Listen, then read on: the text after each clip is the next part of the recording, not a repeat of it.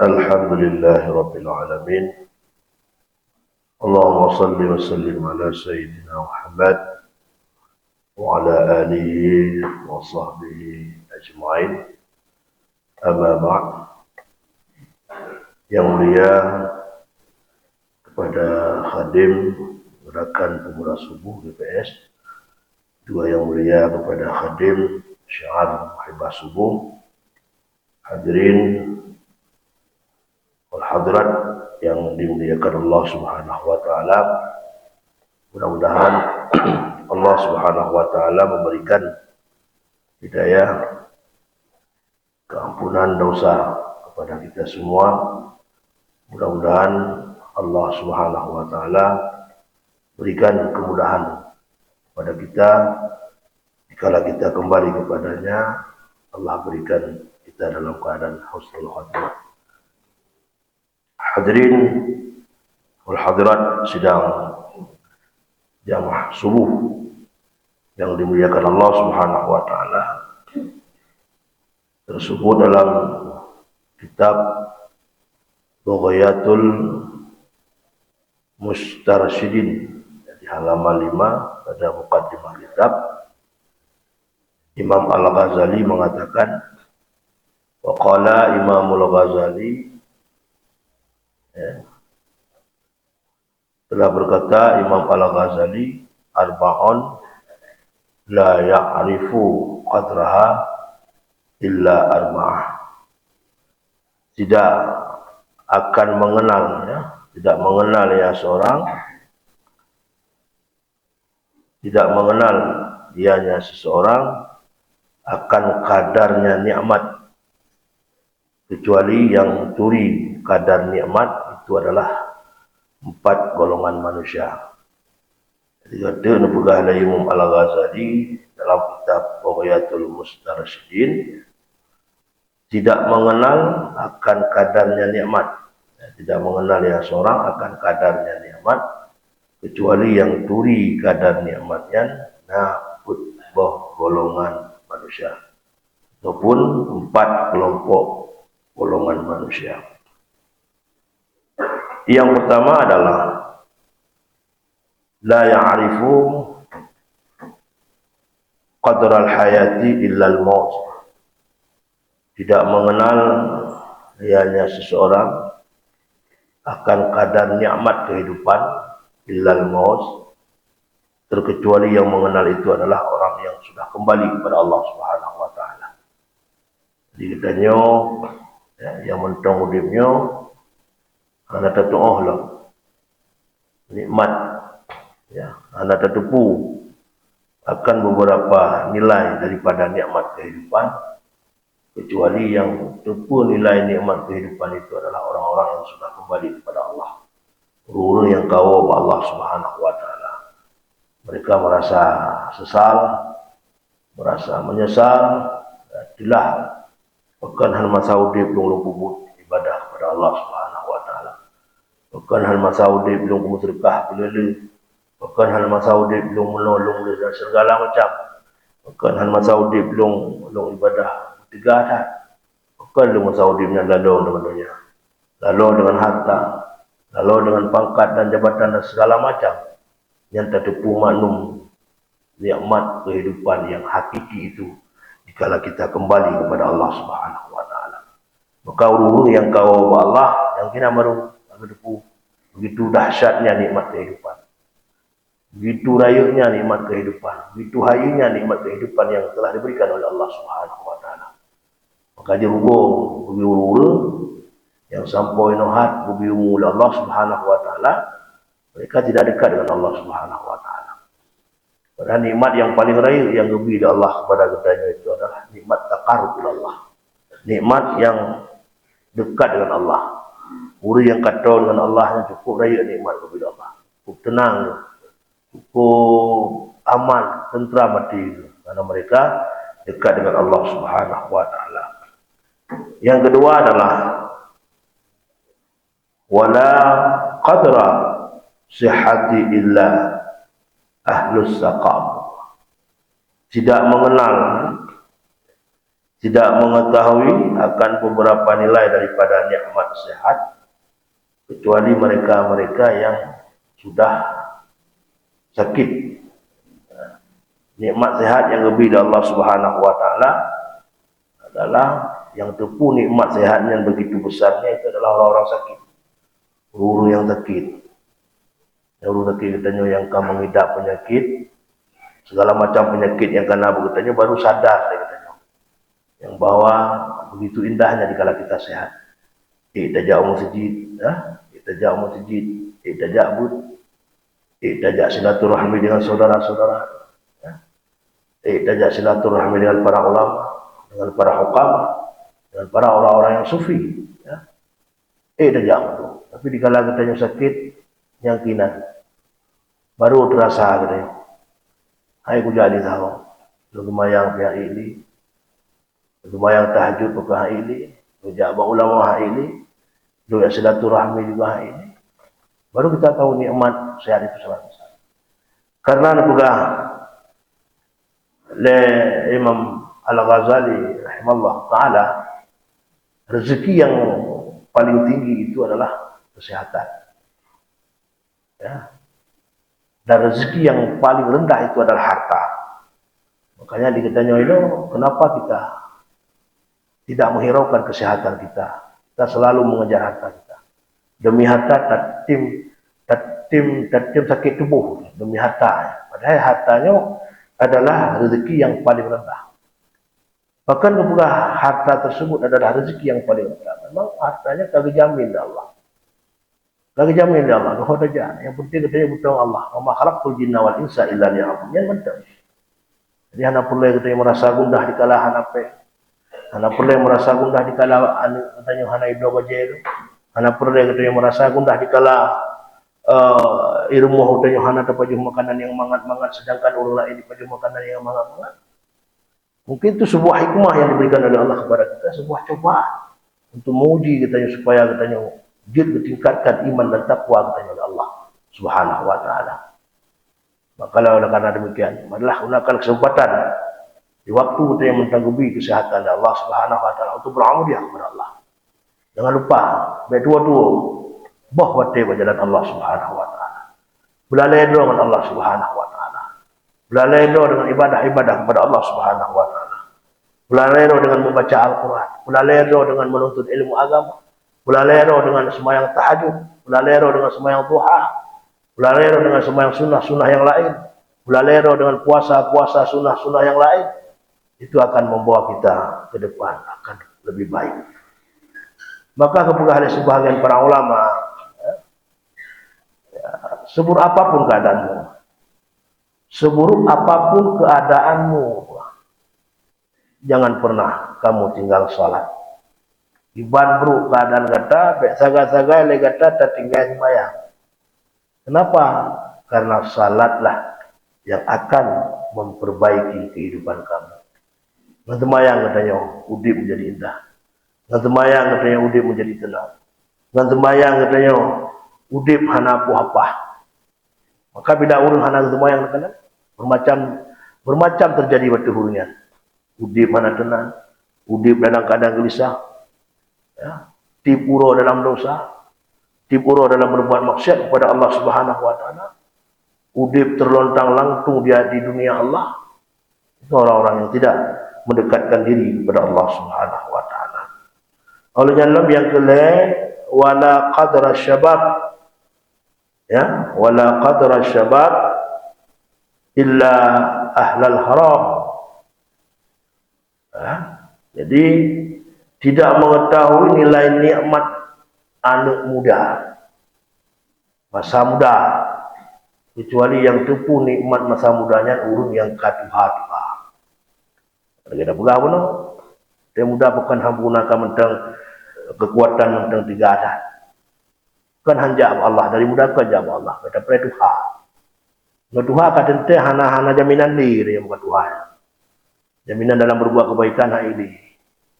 Memang bila mana ketika masa muda ibadah kurun, taat kepada Allah kurun, selalu berbuat maksiat. Dikala masa tua kita bagaimana cara minta ampun kepada Allah? Itu satu cara. Coba kita kembalikan sejarah kita masa muda-muda. Berapa dosa yang telah kita lakukan? Tidak dosa yang ada boleh kita kepada Allah Subhanahu Wa Taala. Apakah sekarang kita sudah memohon ampunan kepada Allah? Apakah Allah semangat ampun dosa kita oleh Allah? Dengan berharap seperti itu. Mudah tinggal semayang, mentang dosa, mentang kadang-kadang sedih betul nak belakang, ada yang pegah di mertua tu nak belakang. Yang pegah situ di betul kita yang mengarungi laut neraka. Begitu dahsyatnya dosa orang yang tidak salat. Begitu juga dosa-dosa kita makan yang haram, lampur katanya mentang yang haram. Begitu juga dosa-dosa kita kepada orang-orang lain, teman-teman kita yang sudah kita fitnah dulu. Yang kita ghibah berapa? Sekarang kita sudah tua.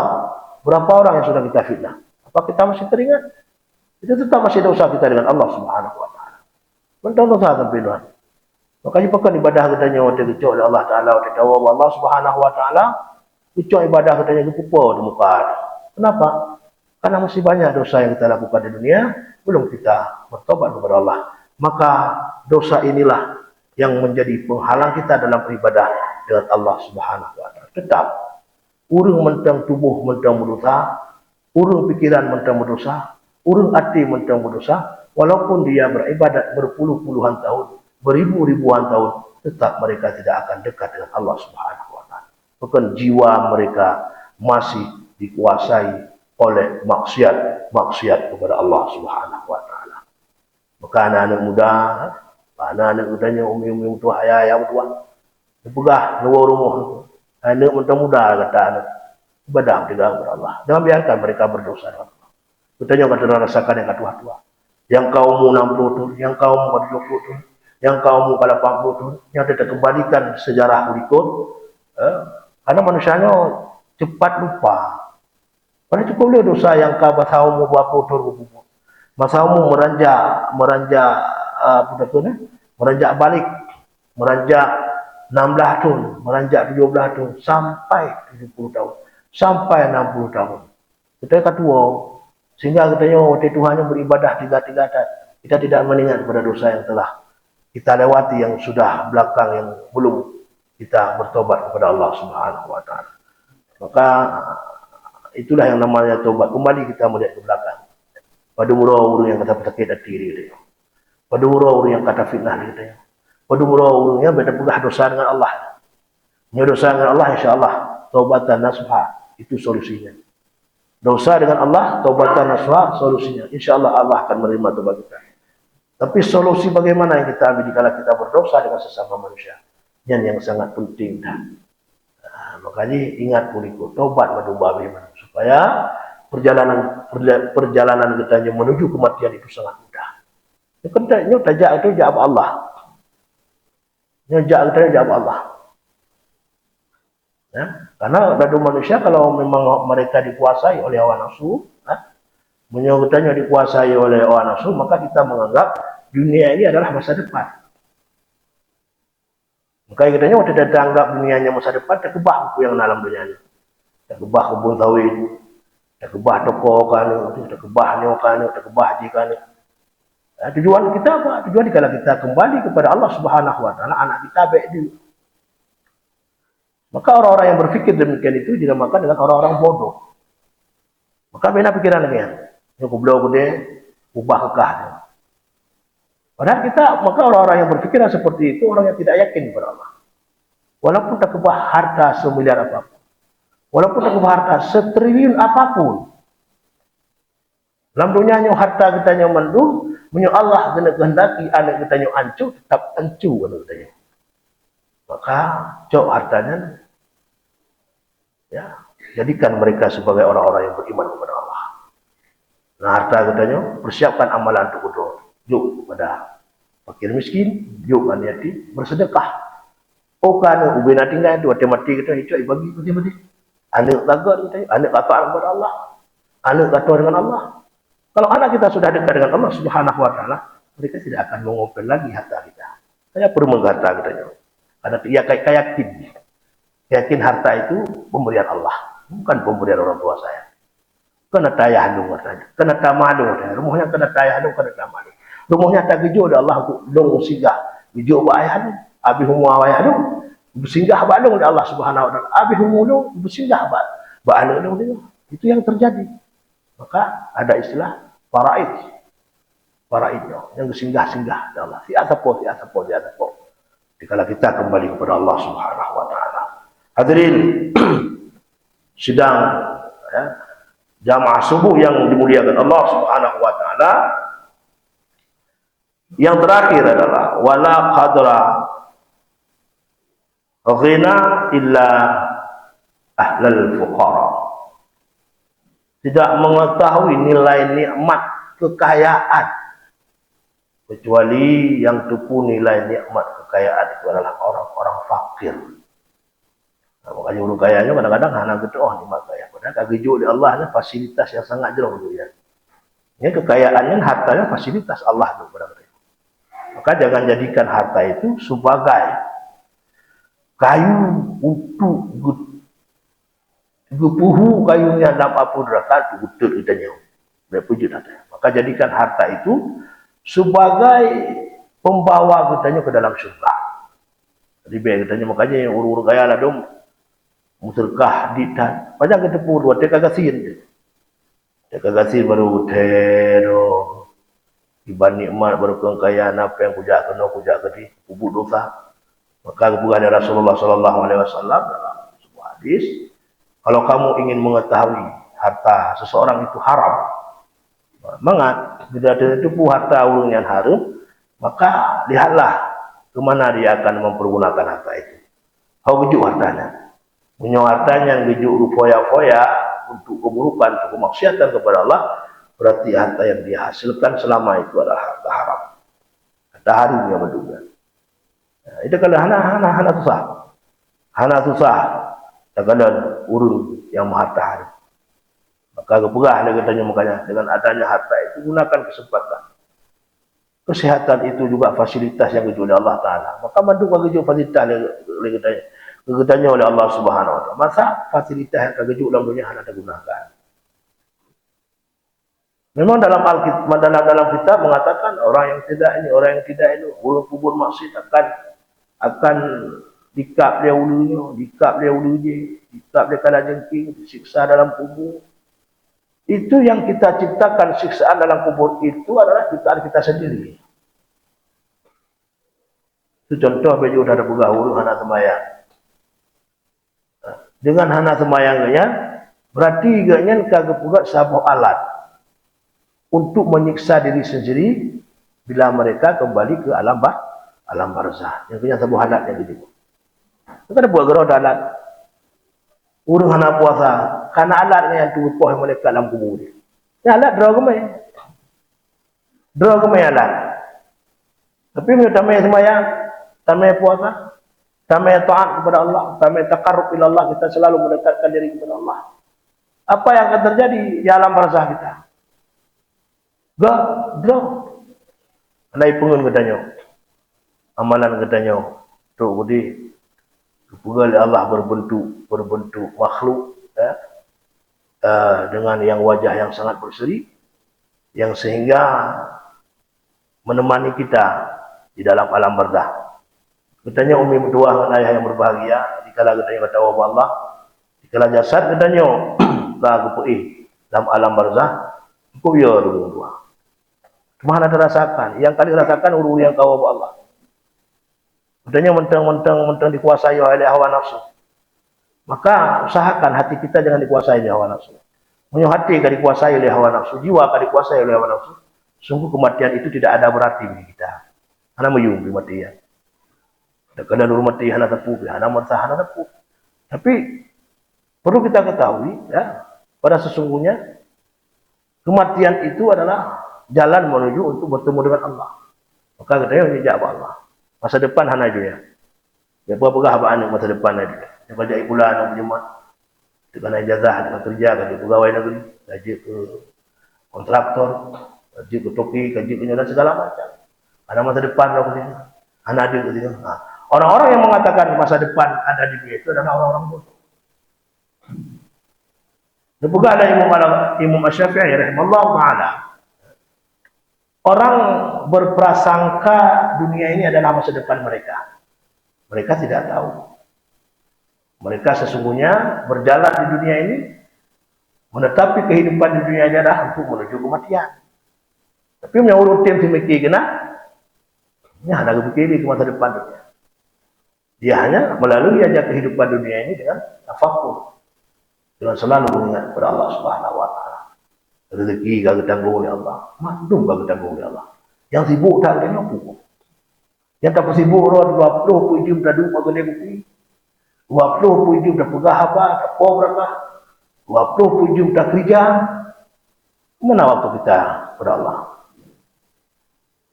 Biasanya hari katanya waktu kat Tuhan baru pergi umum tuang ayam bagi. Baru saya merupuk. Habis tu kalau kulit yang lebih gede. Kenang setuk, kenang penyakit jantung. Yang baru tejak kamang gawang. Anak dia guna. Ni ibadah syah ini.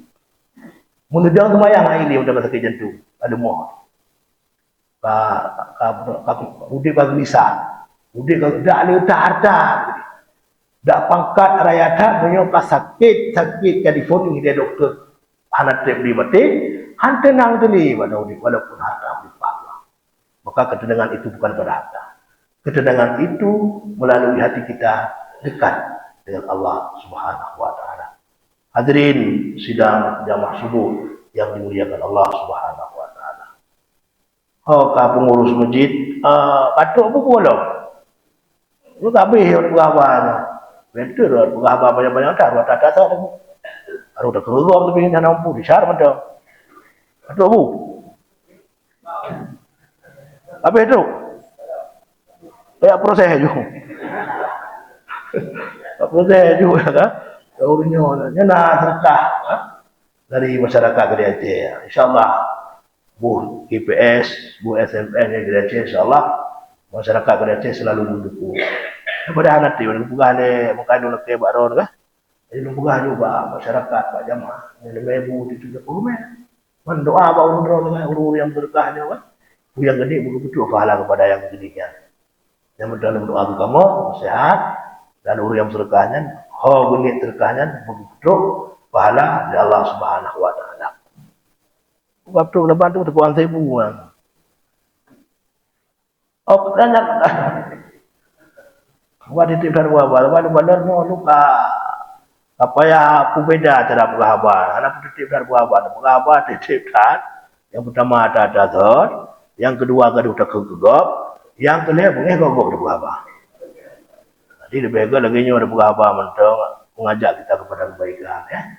Mengajak kepada kebaikan. Jadi tapi minum lagi tapi insyaallah, tim lagi cuman anak muda agak lagi pada berapa no. Itu orang iman muda tu.